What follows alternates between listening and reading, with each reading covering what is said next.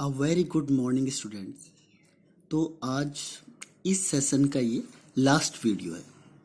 इसके बाद हम 5 जून से स्टार्ट करेंगे। तो कुछ रिवीजन के टॉपिक हैं। इसमें first one is law of chemical combination.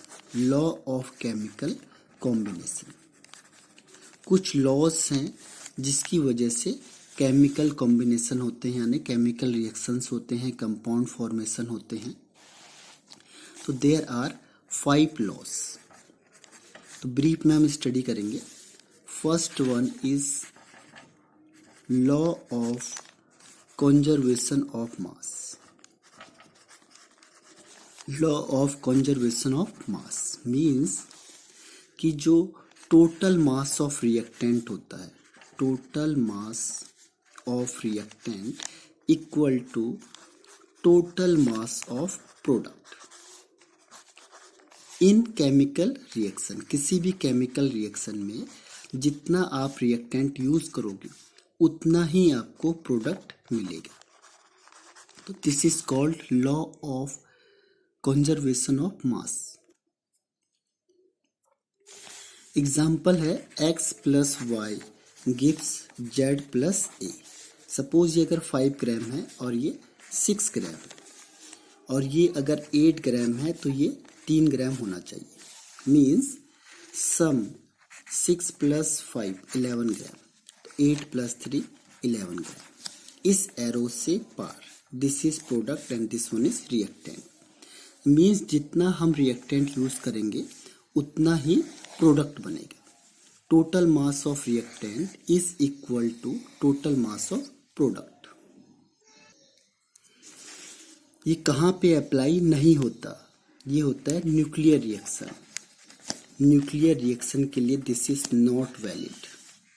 जहाँ पे अल्फा, बीटा या गामा रेज प्रोड्यूस होती है उसे कहते हैं हम जनरली न्यूक्लियर रिएक्शन। जहाँ पे न्यूक्लियस ही ब्रेक डाउन हो जाता है, प्रोड्यूस होती हैं। जहाँ पे कि क्या होता है, न्यूक्लियस चेंज हो जाता है। सपोज आपने कार्बन लिया, आपको नाइट्रोजन मिल गया, यानी न्यूक्लियस ही चेंज हो गया उसका।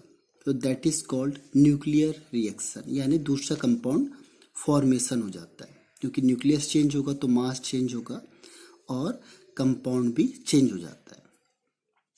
जैसे सपोज करो कोई कंपाउंड है X जिसका एटॉमिक नंबर है 92 एंड एटॉमिक मास इज 238। अगर इससे एक अल्फा बाहर निकलता है, यानी कि अल्फा होता है 2 and 4, तो इसने 2 लॉस किया, इसने 4 लॉस किया, यानी जो Y बनेगा दैट इज 90 एंड 234। यानी कि अब उसका एटॉमिक नंबर 90 हो गया, पहले 92 था। तो इस तरीके की जो रिएक्शंस होती हैं इसमें ये लॉ फॉलो नहीं होता। Second one is law of definite proportion. Law of definite proportion. Definite means होता है फिक्स, प्रोपोर्शन मीन्स रेशियो। जिसमें किसी भी कंपाउंड का रेशियो, कंपाउंड में एलिमेंट का रेशियो फिक्स होगा। जैसे मैंने कहा आपको H2O, तो H का 1 होता है और ऑक्सीजन का 16 होता है, लेकिन H के 2 हैं तो 2:1 रेशियो 16, यानी 1:8। तो इसमें हाइड्रोजन और ऑक्सीजन का रेशियो फिक्स होगा। दैट इज कॉल्ड डेफिनिट, मतलब फिक्स। प्रोपोर्शनल मीन्स रेशियो, यानी किसी भी एलिमेंट का रेशियो फिक्स होगा। तो इसमें जनरली हम परसेंटेज निकालते हैं, hydrogen percentage and oxygen percentage. तो किसी भी तरीके से अगर वाटर मिल रहा है मुझे, चाहे वो कहीं से भी मिलेगा, ये इंडिपेंडेंट है सोर्स ऑफ कंपाउंड। तो उस कंडीशन में हाइड्रोजन और ऑक्सीजन का रेशियो फिक्स होगा। अगर सपोज करो हाइड्रोजन 10% है तो दोनों में हाइड्रोजन 10% ही आएगा, यानी जो परसेंटेज है या रेशियो है वो फिक्स होगा। तो this is called law of definite proportion. इसकी डिमेरिट्स है यानी लिमिटेशन है। लिमिटेशन में ध्यान रखना है, इसमें एक तो ये आइसोटॉप्स के लिए वैलिड नहीं है। आइसोटॉप्स जनरली हम हाइड्रोजन की बात करते हैं तो 1H1, लेकिन अगर हमने यहाँ पे 1S2 कह दिया या इसे ड्यूटेरियम भी कहते हैं तो ये इसके लिए वैलिड नहीं होगा। या ट्राइटियम होता है 1 and 3, तो ये भी इसके लिए वैलिड नहीं होगा, क्योंकि हम केवल नॉर्मल हाइड्रोजन की ही बात कर रहे हैं, क्योंकि यहाँ पे मास चेंज हो जाएगा। यहाँ पे हाइड्रोजन का 2 मास है, यहाँ पे 3 मास है, इसीलिए ये आइसोटॉप्स के लिए वैलिड नहीं होता। क्यों? क्योंकि उनके मास चेंज हो जाते हैं, और अगर मास चेंज हो गए तो रेशियो भी चेंज हो जाएगा। जैसे मैंने कहा, सपोज करो वाटर के लिए H2O था, अगर यहाँ पे मैं कह दूँ D2O, तो D2 का मास 2 है, 2 into 2 रेशियो 16, यानी 4 से डिवाइड करेंगे तो 1:4, तो ये रेशियो चेंज हो गया। That is why this is not valid for isotope. एक और डिमेरिट्स है, that is equivalent weight. Equivalent weight, अगर सपोज करो इक्विवेलेंट वेट किसी का डिफरेंट होता है तो वहाँ पे क्या होगा? वहाँ पे ये लॉ फॉलो नहीं होगा। This law does not follow. Equivalent weight is equal to होता है, equivalent weight is equal to molar mass upon n factor. अब अगर सपोज करो किसी एलिमेंट की वैलेंसी, से नाइट्रोजन है, इसकी अलग अलग वैलेंसी, कहीं पे -1, -3, +1, +2, +3, +4, तो यहाँ पे क्या होगा? ये nitrogen law of definite proportional को शो नहीं कर सकता। क्यों? कहीं पे हमने कहा NO2, तो यहाँ पे +4 है। अगर मैंने कहा आपको NO, तो यहाँ पे +2 है, क्योंकि ये -2 है। तो इस तरीके से नाइट्रोजन के वैलेंसी अलग होती है, लेकिन नाइट्रोजन का मोलर मास फिक्स होता है। तो इसकी वजह से जो इसका वेट आएगा वो डिफरेंट हो जाएगा, अलग अलग हो जाएगा। इसकी वजह से भी ये लॉ ऑफ डेफिनिट प्रोपोर्शनल को फॉलो नहीं करता।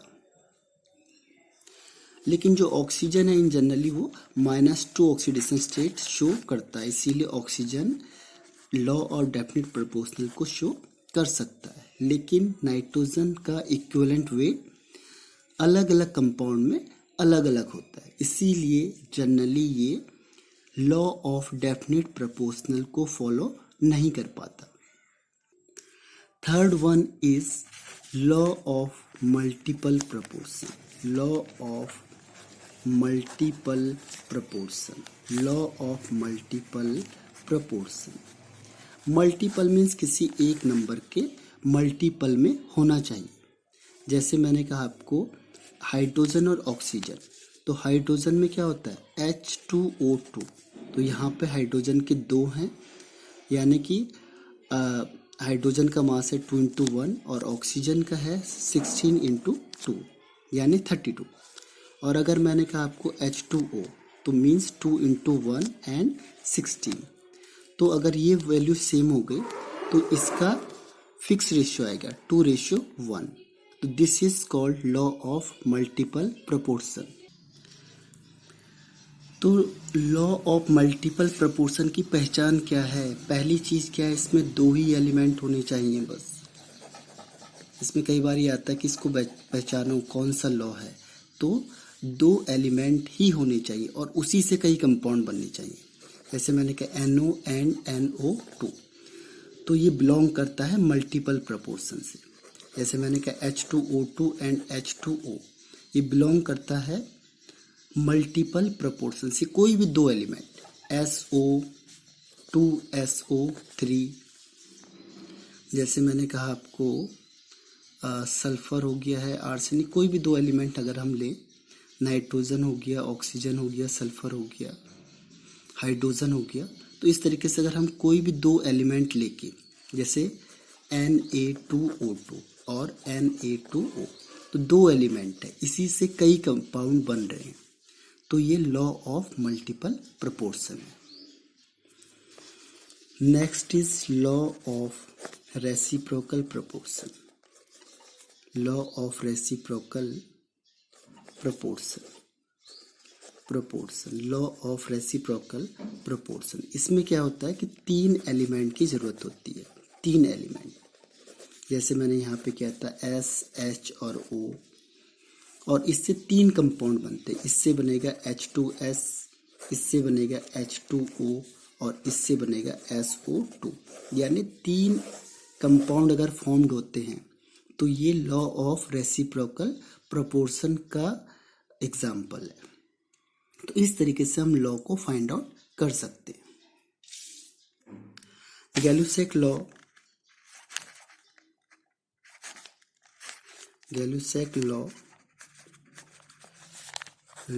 Of combining volumes.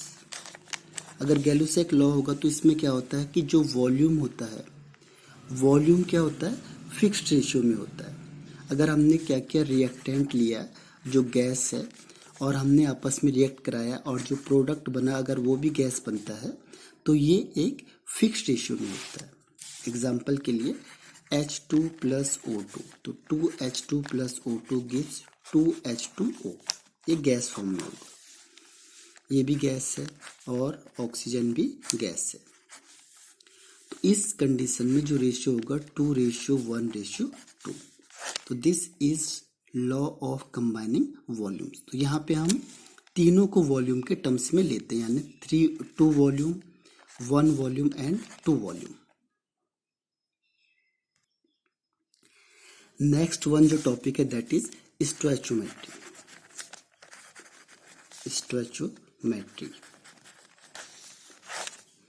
इसमें क्या होता है, ये क्वांटिटेटिव रिलेशनशिप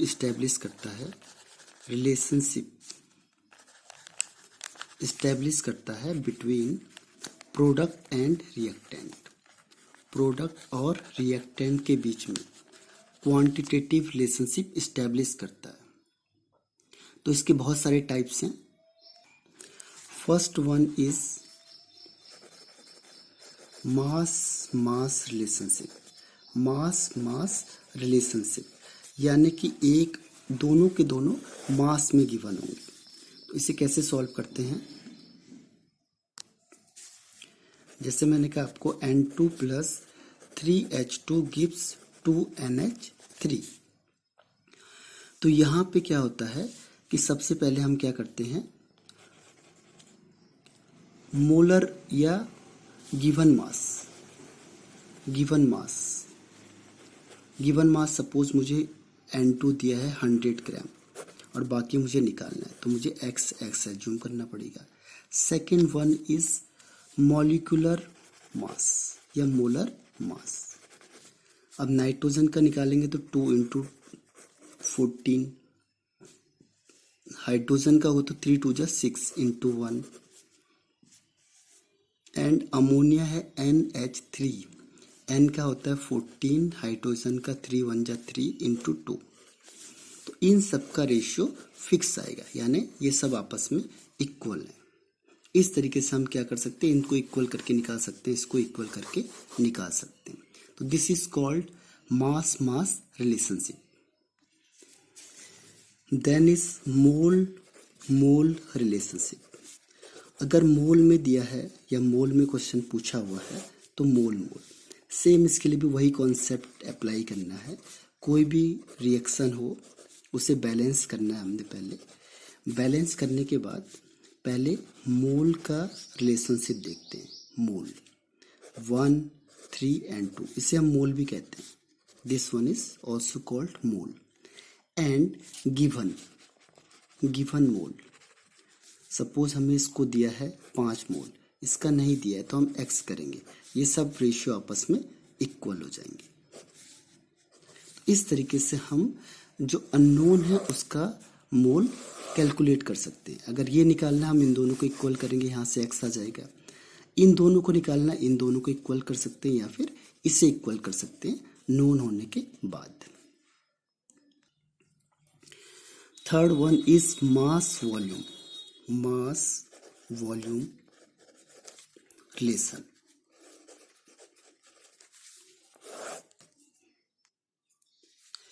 मास वॉल्यूम में क्या होगा, जैसे यही दिया हमको N2 plus 3H2 gives 2NH3। अगर सपोज करो ये मास में गिवन है, जैसे ये आपका 100 ग्राम, और ये हमें वॉल्यूम में कैलकुलेट करना है, वॉल्यूम में, तो हम क्या करेंगे, इसको जो मास में दिया उसके लिए हम मोलर मास लिखेंगे, इसे 2 × 14, और इसे वॉल्यूम के टर्म्स में लिखेंगे 3 × 22.4, क्योंकि एक मोल में 22.4 लीटर होता है। इसके दो वॉल्यूम है, 2 × 22.4, 3 × 22.4। अब इसे आपस में हम इक्वल कर देंगे। तो इस तरीके से हम अननोन वॉल्यूम को निकाल सकते हैं गिवन मास के थ्रू। जिसे मास में दिया उसे हम मास में लिखेंगे, मॉलिक्यूलर वेट, जिसको वॉल्यूम में दिया उसे हम वॉल्यूम के टर्म्स में लिखेंगे, और हम इसे आपस में इक्वल कर देंगे। पहले इसको इक्वल किया, यहाँ से v निकलेगा, फिर हम इसे इक्वल करेंगे, यहाँ से ये वाला v निकल जाएगा, इसे v1 कर लो, इसे v2 कर लो। तो इस तरीके से ये मास वॉल्यूम रिलेशनशिप है। Fourth one is volume relationship. Volume और वॉल्यूम, दोनों वॉल्यूम दिया होगा, तो ये वैसे ही है जैसे हमने अभी किया था गैलुसैक लॉ से, Gay Lussac law of combining volume से, Gay Lussac law of combining volume. Same ऐसी रेशियो निकालना है, जो अननोन है उसे ऊपर रखना है, और जो नोन है उसे नीचे रखना है, या कैसी भी रख सकते हो आप, लेकिन सीक्वेंस दोनों का सेम होना चाहिए। नेक्स्ट जो इसमें मेन आता है क्वेश्चन, वो आता है लिमिटिंग रिएजेंट। लिमिटिंग रिएजेंट, तो व्हाट इज लिमिटिंग रिएजेंट? तो लिमिटिंग रिएजेंट वो सब्सटेंस होता है which consumed completely during the reaction. जो कंप्लीट हो जाएगा, कंप्लीटली कंज्यूम्ड हो जाएगा रिएक्शन में, ड्यूरिंग द रिएक्शन या केमिकल रिएक्शन। अगर केमिकल रिएक्शन हो रही तो जो पूरा का पूरा कंज्यूम्ड हो जाएगा, यूज हो जाएगा, that is called limiting reagent. तो इसे फाइंड आउट कैसे करते हैं? सपोज क्वेश्चन ये है कि सोडियम combined with ऑक्सीजन। अब जो सोडियम है आपको उसका वेट दे दिया है 2 ग्राम, और ऑक्सीजन है उसका वेट दे दिया आपको 1 ग्राम। तो हम कैसे फाइंड आउट करेंगे which one is limiting reagent? और सोडियम कंबाइन कर रहा है ऑक्सीजन से, तो इसकी रिएक्शन कैसे होगी? जैसे मैंने कहा Na+O2 गिव्स, अब ये बनेगा Na2O। ये ध्यान रखना है, क्योंकि जब कंपाउंड बनता है तो हम उसकी वैलेंसी को ध्यान रखते हैं। Na की वैलेंसी 1 और ऑक्सीजन की वैलेंसी 2, फिर इसे हम करते हैं क्रॉस मल्टीपल, तो ये बनेगा Na2O। बैलेंस करना है इसको 2 से और इसको हाफ से, तो इस तरीके से बैलेंस्ड केमिकल रिएक्शन हो गई। अब Na का मास होता है 23 एंड ऑक्सीजन का मास होता है 16। तो इस रिएक्शन से देखो 2Na plus half O2 gives Na2O। तो यहाँ पे सोडियम के हैं 2 × 23 यानी 46 ग्राम, और ऑक्सीजन के हैं हाफ × 32 इज इक्वल टू 16 ग्राम। यानी अगर 46 ग्राम सोडियम है तो 16 ग्राम ऑक्सीजन रिक्वायर्ड है रिएक्शन करने के लिए। अब मुझे ये दिया है 2 ग्राम, तो लिमिटिंग रिएजेंट कैसे फाइंड आउट करेंगे? तो लिमिटिंग रिएजेंट के लिए गिवन वेट अपॉन ये टोटल मॉलिक्यूलर वेट, टोटल जैसे 46 है तो 46, इसमें 16 है तो 16, जो यहाँ रिएक्शन से आया हुआ। तो पहले केस में हम देखते हैं कि गिवन सोडियम का जो वेट है दैट इज 2 ग्राम अपॉन 46, यानी 1/23। और सेकंड ये है आपका सोडियम के लिए। एंड ऑक्सीजन के लिए जो केस है, ऑक्सीजन के लिए होगा 1/16।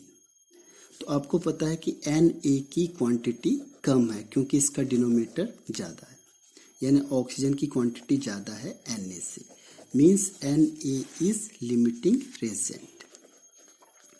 Na is limiting reagent.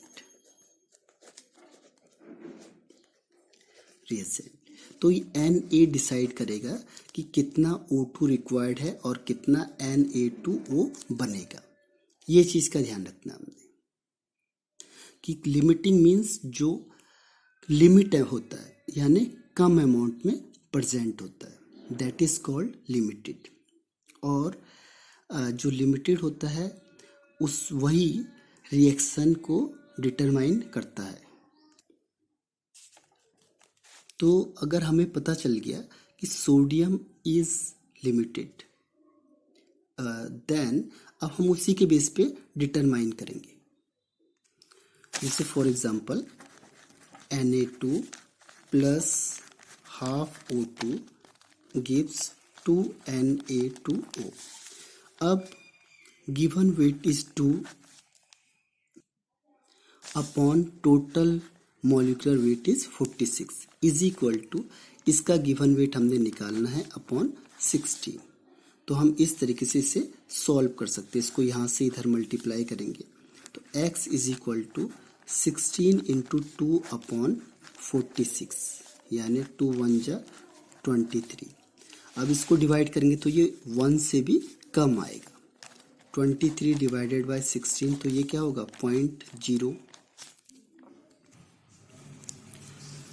0.69। तो अब इस तरीके से अब हमारे पास जो गिवन ऑक्सीजन का वेट है, अमाउंट ऑफ ऑक्सीजन गिवन है हमारे पास 1 ग्राम, और जबकि यूज्ड ऑक्सीजन हो रही है 0.69 ग्राम।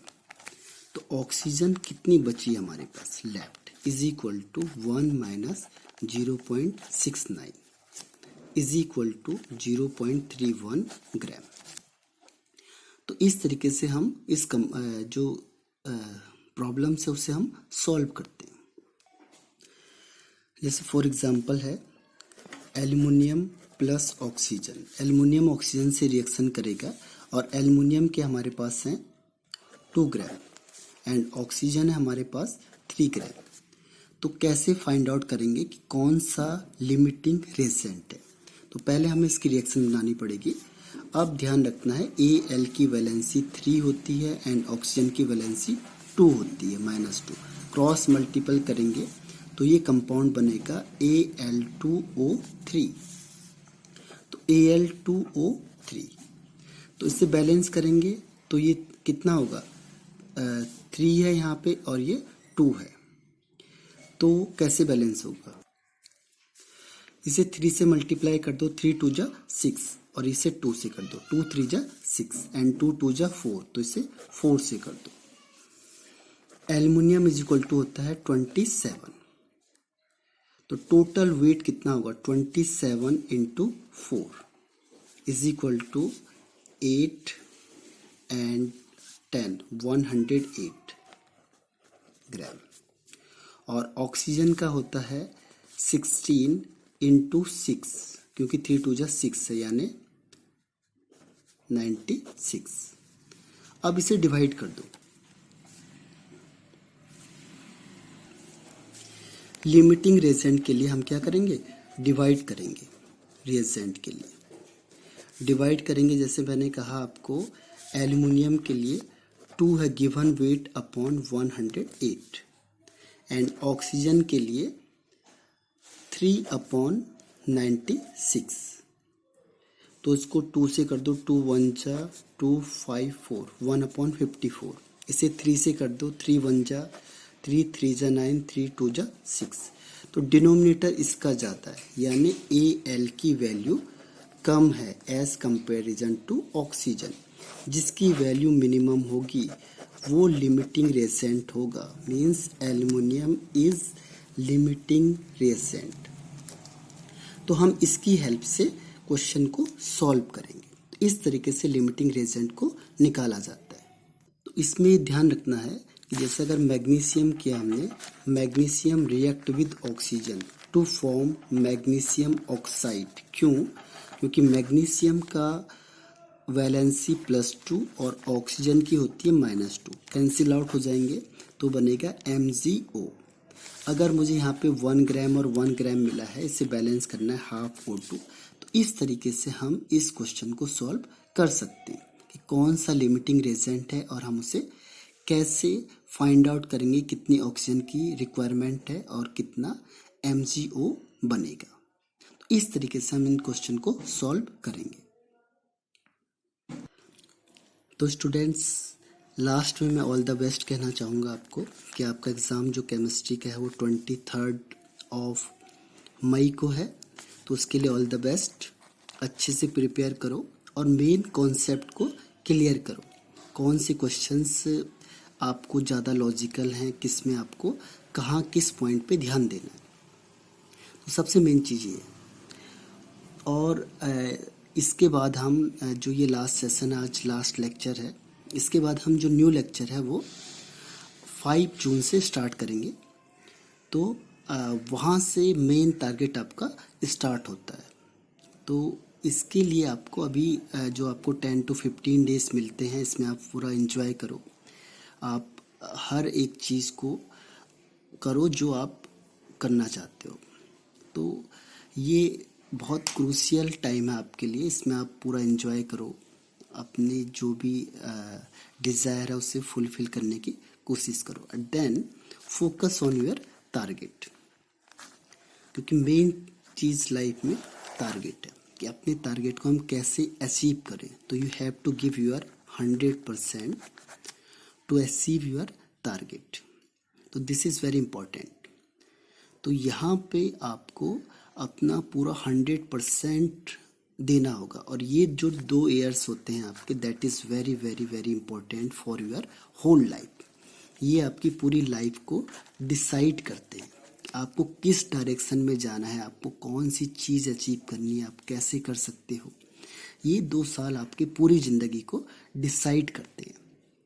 इसीलिए ये 2 साल बहुत ज़्यादा इम्पोर्टेंट होते हैं आपके लिए, 11th and 12th। यहाँ पे आपके पास पूरी एनर्जी होती है, यहाँ पे आपके पास पूरा आप एनर्जी लेवल हाई होता है, आप किसी भी चीज़ को अचीव कर सकते हो। Everything is possible in the world if you want. तो focus on your target always. और इस लास्ट में यही कहना चाहूँगा कि इन जो हॉलीडेज हैं उसे पूरा एंजॉय करो। और हम 5 जून से एक बार फिर आपसे न्यू सेशन के लिए मिलते हैं। Thank you.